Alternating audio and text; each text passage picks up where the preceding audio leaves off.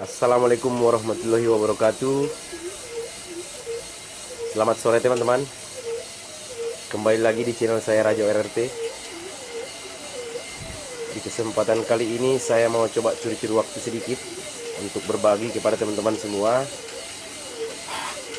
Namun sebelum itu saya ucapkan banyak terima kasih kepada teman-teman yang sudah setia menonton channel ini dan sudah mendukung channel ini. Akhir-akhir ini saya jarang upload karena dikarenakan kesibukan ya Mas Bro. Di sini banyak sekali Mas Bro reparasi. Sudah banyak pasien yang nunggu.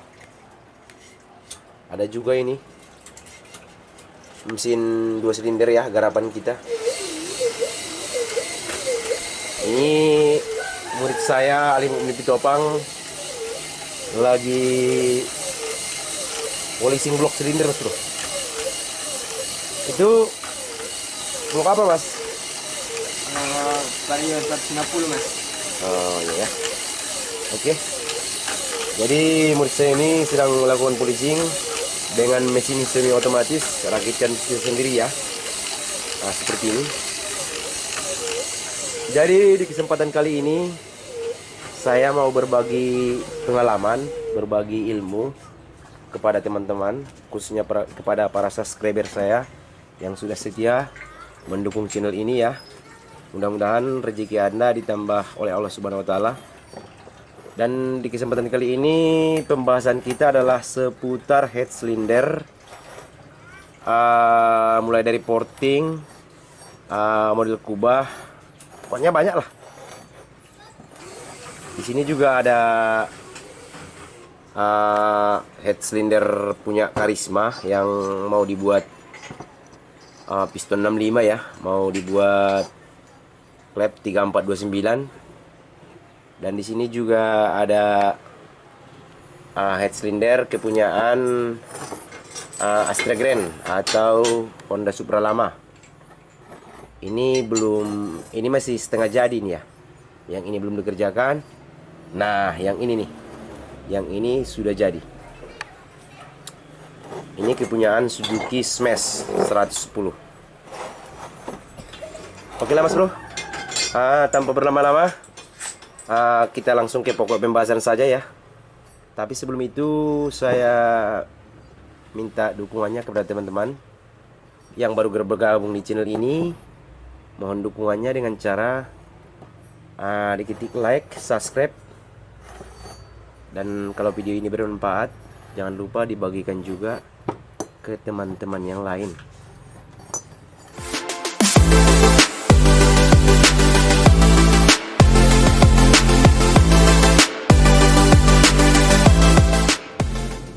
Oke teman-teman, jadi ini Suzuki Smash 110 lama. Ini headnya ya. Jadi untuk lebar sikuis ini saya buat, kalau nggak salah kemarin ini saya buat 58 mili. Jadi untuk kemiringannya, kemiringan dari sikuis ini 8 derajat. Dan untuk kubahnya sendiri, lebar samping kiri kanan saya buat 44,5. Jadi ini rencananya, ini deksel atau motor mau dibuat piston tander. Biarpun nggak piston tander, yang penting ukurannya 57 sampai 58 mili. Dan untuk bahan setik sendiri kita buat dari bahan Albron. Seperti ini teman-teman. Bahannya Albron ya. Nah ini. Jadi untuk pembahasan yang mau kita bahas, yang paling utama adalah masalah porting. Kenapa porting itu penting? Porting itu sangat penting karena setiap motor yang didesain oleh pabrik tidak dibuat untuk kencang. Mengapa begitu? Karena yang mau pakai bukan cuma pembalap, bukan cuma laki-laki, bahkan ibu-ibu yang mau ke pasar pun akan memakai sepeda motor yang dibuatan pabrik tersebut. Terkecuali motor itu didesain untuk motor balap. Jadi porting itu fungsinya yang paling utama adalah untuk melancarkan gas masuk ke dalam silinder. Jadi porting itu tidak asalan teman. Istilahnya semakin besar porting itu tidak akan semakin bagus. Jadi setiap portingan itu, setiap diameter porting yang baik itu bukan berarti harus besar dan bukan berarti harus kecil. Semua ada ukuran-ukuran tersendiri. Nah, sebelum itu, agar kita sebagai pemula tahu seberapa porting yang bagus untuk motor kita, kita harus belajar dari motor-motor standar. Contohnya motor Revo Absolute, diameter clip in 25,5, portingnya berapa, kita tes motornya, tenaganya di mana, di RPM bawah yang berisi atau di RPM atas atau menengah. Nah, kira-kira seperti itu. Jadi tujuan porting ini adalah untuk melancarkan gas masuk ke dalam silinder atau blok silinder dengan cara mengikis atau membesarkan lubang sesuai dengan rumus-rumus tertentu. Jadi yang paling utama adalah porting itu dia harus mengurangi lubang atau bentuk yang menyudut. Nah, bayangkan saja teman-teman,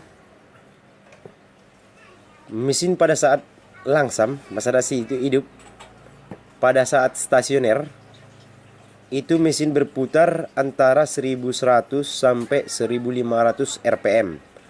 RPM di situ maksudnya adalah rotasi per menit. Bayangkan saja mesin itu berputar 1500 kali dalam 1 menit. Istilahnya kita berandai-andai dulu, berimajinasi dulu. Crankshaft itu, kruk as itu, mohon maaf, kruk as maksud saya, kruk as itu berputar 1500 kali dalam 1 menit. Artinya dalam 1 kali siklus pembakaran dalam sepeda motor 4 tak butuh 4 langkah. Makanya dibilang 4 tak. Jadi untuk mencapai 4 langkah, crankshaft atau kruk as harus berputar 720 derajat. Artinya 2 kali putaran penuh. Dalam 2 kali putaran penuh, si mesin akan melakukan langkah hisap 1 kali, ya, dalam 2 kali putaran penuh. Berarti 1500 kali crankshaft berputar dalam 1 menit, berarti 750 kali lah piston itu melakukan langkah hisap. Bayangkan saja kalau ada bahan bakar yang masuk saat langkah hisap menabrak salah satu bagian yang menyudut di sini, maka yang menabrak tadi akan menjadi benturan sehingga memperlambat gas buang masuk ke dalam silinder. Nah, karena tujuan utama adalah membuat motor kencang itu adalah memasukkan bahan bakar sebanyak-banyaknya. Bukan berarti memboroskan atau membesarkan sipware atau membesarkan karburator ya teman-teman. Jadi karburator itu pun settingannya harus tepat. Jadi makanya di situ kita perlu porting yang bagus. Dan di sini untuk porting saya buat ini diameter luarnya agak besar sih, karena ini nanti untuk menjaga tabrakan dengan ini intake-nya, karena kita perlu penyusian juga nanti di sini. Nah, di sini kenapa ini setiap mesin-mesin performa bagian atas dari intake dicor? Tujuannya adalah untuk mengarahkan lubang pot in dari atas semakin mendekat ke klep. Tujuannya agar bentuk dari porting itu landai, tidak gini ya, bukan cik cik, bukan seperti itu maksudnya. Jadi kalau masih tetap seperti aslinya, seakan-akan bahan bakar itu susah masuk. Jadi kalau semakin ke sini, semakin menjauh ke sini, istilahnya bahan bakar itu semakin gampang untuk masuk ke dalam silinder. Itulah alasan mengapa setiap head silinder sudutan yang dirubah sudut, bagian atas dari portingnya itu dicor untuk menggeser portingnya mengarah ke bagian klep agar bentuk dari porting itu landai. Nah, seterusnya untuk busi, drat busi ya ini. Untuk drat busi ini sengaja buat saya panjang. Nanti ini mau saya buat busi dari Honda Karisma, tujuannya agar menjaga kompresi tidak bocor ya. Sebenarnya sih untuk busi ini mau drat pendek pun nggak masalah. Akan tetapi semakin panjang nanti kan semakin bagus, meminimalisir kompresi bocor. Begitu maksud saya, Mas Bro. Jadi untuk klep sendiri ini adalah 2824, Mas Bro ya.